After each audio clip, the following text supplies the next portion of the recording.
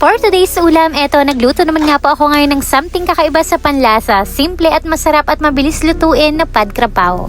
Medyo malayo ng konti itong pad krapao na lulutuin ko ngayon dahil hindi nga kami mahilig sa maanghang, hindi ko na nga ito lalagyan ngayon ng sili. Kaya naman napakaraming bawang na nga lamang itong inihanda ko ngayon. Eto nga, tinumpisan ko rin kaagad yan ng pagluluto. Bali una, sinangkutsa ko nga muna itong 1 kilo ng pork giniling. Hinalo-halo ko lang hanggang sa maging golden brown na yung kulay at pagkatapos isinet aside ko muna para magisa naman itong bawang. Mas maraming bawang nga ikay, mas malasa at mas masarap. At ayan, pagkatapos isinunod ko na rin nga kagad ilagay itong sangkutsado ko kaninang pork giniling. At para sa dagdag sustansya, eto, at naglalagay din nga po pala ako dito nitong Jolly Mushroom pieces and stem dahil meron siyang fiber, protein, and antioxidant. Tapos, easy open can pa. Nagdagdag na rin nga po ako diyan ng toyo, oyster sauce at 1 kutsarang asukal. Dahil isa nga itong Thai dish, syempre hindi mawawala itong Thai basil. Kaya't ayan, pumitas nga lamang ako dito sa may kabilang tabi ko at pagkatapos nilagay ko na rin nga pala dito sa aking niluluto. Naku mga mare, kung naamoy nyo lang talaga sa mga oras na yun, talaga namang anong pagkakabango, talaga namang amoy ba lamang nakakagutom na.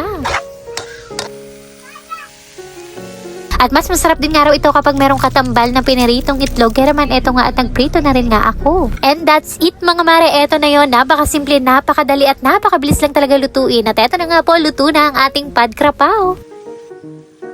Grabe mga mare, totoo ang chismis. Masarap pala talaga yung ganitong klaseng luto na pad krapao. Kaya naman at pag hinintay nyo mga mare, magluto na rin kayo sa inyong mga bahay.